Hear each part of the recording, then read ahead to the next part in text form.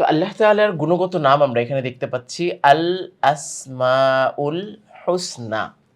তো আল আসমাউল হুসনা এখানে লাম আলিফের মধ্যে আপনার একটা জজম আর আলিফে একটা জবর হবে, সেটা আমরা পরবর্তী দিয়ে দিব ইনশাআল্লাহ। তো এখানে আল আসমাউল হুসনা আল্লাহ তাআলার সুন্দর নামসমূহ পেলাম।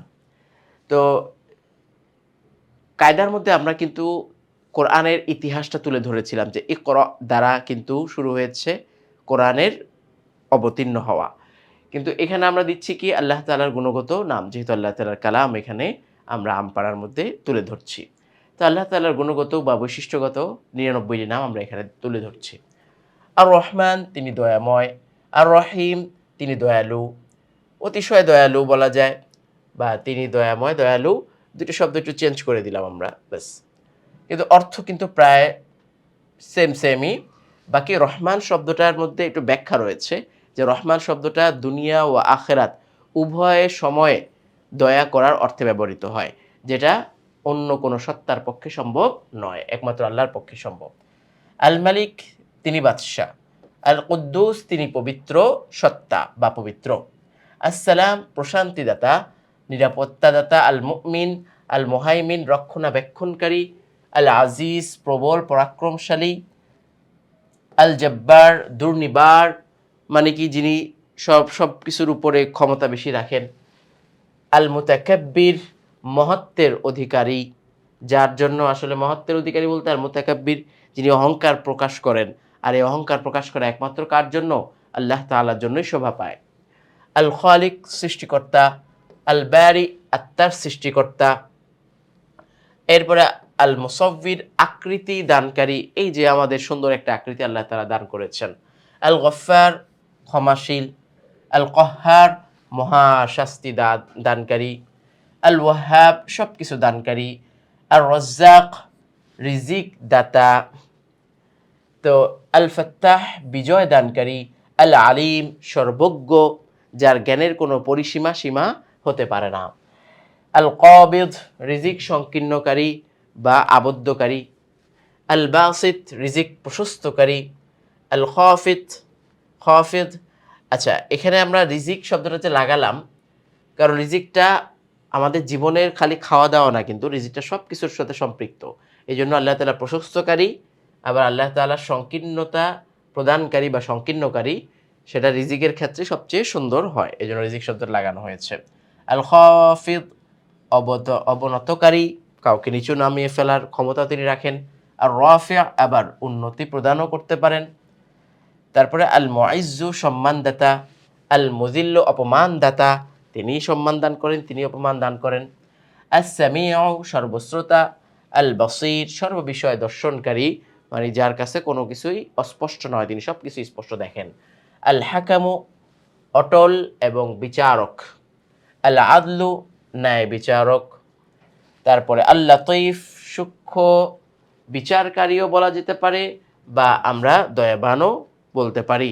যেহেতু দয়ার অনেকগুলো অর্থ রয়েছে, সেজন্য লাতীফ শব্দটাকে আমরা একবারে এইভাবে দিয়েছি যে সূক্ষ্ম বিচারকারী, সূক্ষ্ম বিষয়গুলো ব্যাপারেও তিনি দয়াও করতে পারেন এবং সমাধানও করতে পারেন। এই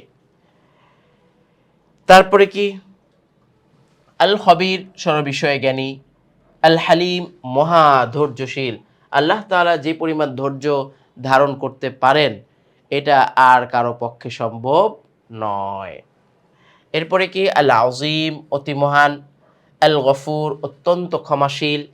এই যে সমস্ত জায়গায় আসলে অতিরিক্ত শব্দটা লেখা হয় নাই, যে তিনি অত্যন্ত বেশি, এই সমস্ত জায়গাও কিন্তু আল্লাহ তাআলার ক্ষেত্রে ওগুলা ব্যবহার হবে। কিন্তু কিছু শব্দগুলো প্রায় সামঞ্জস্যপূর্ণ বলে একটা জায়গায় দেখা গিয়েছে আমি বেশি শব্দ লাগিয়ে দিলাম, আরেকটা জায়গায় বেশি শব্দ লাগানো হয়নি। যেমন আমরা যদি বলতে পারি, এই যে আল গফুর শব্দটাতে কিন্তু অত্যন্ত ক্ষমাশীল আমরা লিখে দিয়েছি। তো আল গফফার এখানেও কিন্তু সিমিলার শব্দ প্রায়। তো তাই এখানে শুধু ক্ষমাশীল লেখা হয়েছে, কিন্তু এটাতেও অত্যন্ত শব্দটা উজ্জ্ব থাকবে। আশ-শাকুর গুণগ্রাহী, তো গুণগ্রাহী বলতে কি বোঝায়? যার কৃতজ্ঞতা আদায় করা হয়। আল আলী উচ্চ মর্যাদাশীল, আল কাবীর সবচেয়ে বড়, আল হাফিজ সবকিছুর সংরক্ষক, আল মুকীত অন্য ও শক্তিদাতা, যিনি শক্তি আমাদেরকে দান করেন। আল হাসিব, হিসাব গ্রহণকারী। তো অন্য দিয়ে এখানে কি আমরা বলতে পারি? খাবারের কথা এখানে উল্লেখ করতে পারি আলাদা করে। হ্যাঁ, তো রিজিক তো হচ্ছে একটা ব্যাপক শব্দ, আর অন্য একটা নির্দিষ্ট শব্দ, দুইটাই এখানে আনা হলো। এরপরে আমরা পুরোটা ইন্টারফেস একসাথে আনি। এরপর আমরা দেখতে পাচ্ছি আল জালিল, অতি মর্যাদাবান, আল করিম, সুমহান দাতা। তো এই কারিম মানেও কিন্তু দয়ালুই, তো সেই জন্য একটু আলাদা করে একটা শব্দ আনা হলো অর্থটা সুন্দর করার জন্য, সুমহান দাতা। আর রকিব, তত্ত্বাবধায়ক সব কিছুর। আল মুজিব, যিনি দোয়া কবুল করেন, তো দোয়া কবুলকারী। আল ওয়াসিয়া, প্রশস্ত, প্রশস্ত সত্তা, তার মানে কি জ্ঞানের ভাণ্ডার, যার কাছে সব কিছুর প্রশস্ততা রয়েছে। আল হাকিম, প্রজ্ঞার অধিকারী। আল ওয়াদুদ, অত্যন্ত স্নেহময়, যার মধ্যে স্নেহ রয়েছে অনেক বেশি, ভালোবাসা রয়েছে। আল মাজিদ, মর্যাদার অধিকারী। পবিত্র সত্তাও কিন্তু আল মাজিদ অর্থ দিয়ে কিন্তু বলা যেতে পারে। তো যেহেতু আমরা কুদ্দুস শব্দটার মধ্যে পবিত্র লাগিয়েছি, তো এখানে হচ্ছে মর্যাদার অধিকারী। আল বাঈস, পুনরুজ্জীবিতকারী, যিনি আমাদের সকলকে আবার পুনরায় জীবিত করবেন। আর শাহিদ, সর্বত্র বিদ্যমান, উপস্থিত, তিনি সবসময় উপস্থিত থাকেন। আচ্ছা, তাকে ডাকলেই পাওয়া যায়, তাই না? আল্লাহকে ডাকলেই পাওয়া যায়। আল হক, হক ও চিরসত্য। আল ওয়াকিল, কর্ম সম্পাদনকারী। আল কবিয়্যু, মহাশক্তিধর। আল মাতিনু, অত্যন্ত মজবুত। আল ওয়ালি, অভিভাবক। আল হামিদ, একমাত্র প্রশংসিত সত্তা, যার প্রশংসা সবচেয়ে বেশি করা হয়। আল মুহসি, গণনাকারী। আল মুবদি, প্রথমবার সৃষ্টিকারী। আল মুঈদ, পুনরুজ্জীবিতকারী। তো আল বাঈস, আল মুঈদ প্রায় একই অর্থ। আল মুহয়ি, জীবন দানকারী। আল মুমিত, মৃত্যু দানকারী, একমাত্র আল্লাহর পক্ষেই সম্ভব, আর কারো পক্ষে নয়। আল হাইয়ু, যিনি আবার চিরঞ্জীব সত্তা, তিনি মানুষকে জীবিত করেন, অন্যান্য প্রাণীদেরকে জীবিত করেন, আবার তিনি নিজেও সবসময় চিরঞ্জীব, জীবিত। আল কাইয়ুম, সংরক্ষণকারী। তারপরে শক্তিশালীও বলা যায়, যেহেতু শক্তিশালী শব্দটা আরেক জায়গায় লেখা হয়েছে। আল ওয়াজিদ, অভাব মুক্ত সত্তা। আল মাজিদ, শ্রেষ্ঠত্বের অধিকারী। আল ওয়াহিদ, একক ও অদ্বিতীয়। আল আহাদু, একক ও অতুলনীয়। তো as-সামাদু, অভাব মুক্ত, যেখানে আমরা কি বলি অমুখাপেক্ষী সত্তা। আল কাদির, সর্বশক্তিমান। আল মুকতাদির, সকল ক্ষমতার উৎস। আল মুকাদ্দিমু, উন্নতিদাতা। আল মুআখিরু, অবকাশ দানকারী, যিনি একটু সুযোগ দান করেন আর কি। আল আউয়ালু, অনাদি, তার মানে তার কোনো শুরু নেই, তিনি সবসময় থেকে শুরু থেকেই আছেন। এখন এই শুরু শব্দটাই আসলে আল্লাহর জন্য খাটে না, তো আল আউয়ালু মানে অনাদি আমরা বলি। আল আখির, সর্বশেষ, তো সবশেষ তিনি থাকবেন।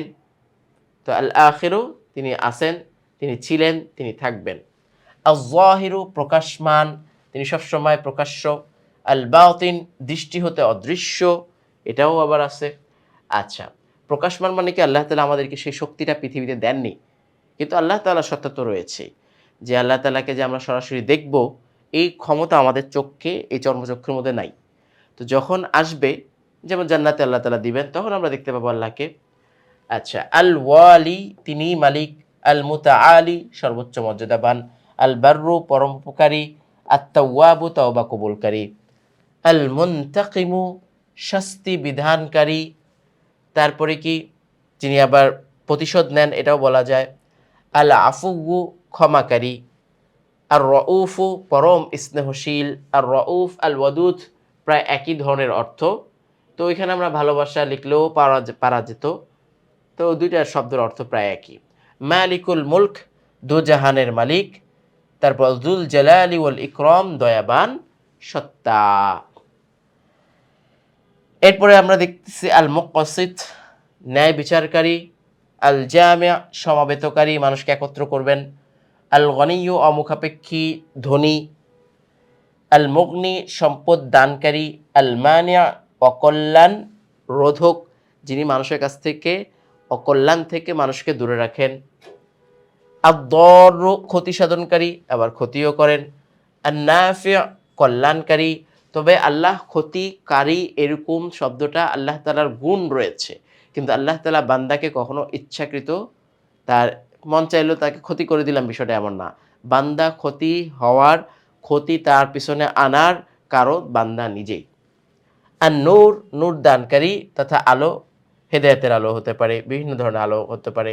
আল হাদি হেদায়েত দানকারী, আল বাদি' অতুলনীয়, আল বাকি চিরস্থায়ী, আল ওয়ারিস উত্তরাধিকারী, আর রশিদু পথপ্রদর্শক, আস সবুর ধৈর্যশীল। আল্লাহ তাআলার মতো ধৈর্যশীল সত্তা আর তো অন্য কেউ হতে পারে না। এই ছিল আল্লাহ তাআলার গুণগত নামগুলো। প্রত্যেকটা গুণ এমন যেগুলো আল্লাহর জন্যই নির্দিষ্ট। এরকম গুণ কখনোই কোনো মানুষের পক্ষে আয়ত্ত করা সম্ভব নয়। আমরা কিছু, কিছু করে করতে পারি, কিছু, কিছু। ধৈর্য আছে আমাদের কতটুকু? সামান্য। দয়া আপনার ক্ষমা করার একটা গুণ আছে কতটুকু? সামান্য। কিন্তু আল্লাহ তাআলার এই গুণগুলো সীমাহীন। এজন্যই তো আল্লাহ তাআলার কোনো নাম যদি কারো রাখতে হয়, যেমন আর রহমান কারো নাম, রহমান ভাই এভাবে ডাকা যাবে না। তখন কি করতে হয়? আব্দুল শব্দ লাগাতে হয়। আব্দুর রহমান তথা রহমানের বান্দা। হ্যাঁ? কারো নাম হলো যেমন আমি বললাম মতিন। তো অনেকে মতি ভাই, মাতিন ভাই, মতিন ভাই এইভাবে ডাকা যাবে না। ঠিক আছে? অনেকে মতিন, অনেকে মতি শব্দ উল্লেখ করে। মানে পুরো নামটাও বলে না। এখানে আব্দুল মতিন বলতে হবে। আল্লাহ তাআলার গুণগত নামগুলো এইভাবেই উল্লেখ করা চাই। যাই হোক আল্লাহ তাআলা আমাদের সকলকে তার এই গুণগত নামগুলোর গুণগুলো আমাদের জীবনের মধ্যে যেন অনুশীলন করার তৌফিক দেন। এই কামনায় এখানে আমরা শেষ করছি। আসসালামু আলাইকুম ওয়া রাহমাতুল্লাহি ওয়া বারাকাতুহু।